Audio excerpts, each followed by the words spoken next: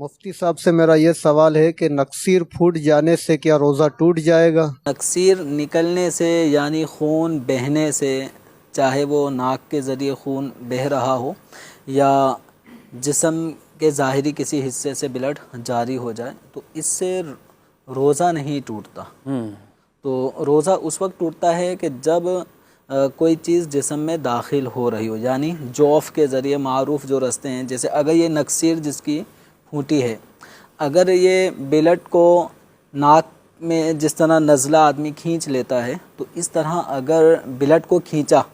اور حلق سے نیچے اتر گیا،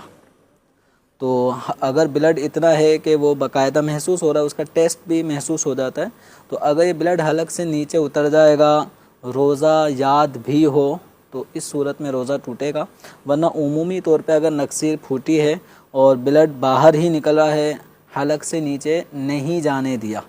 تو اس صورت میں روزہ نہیں ٹوٹتا۔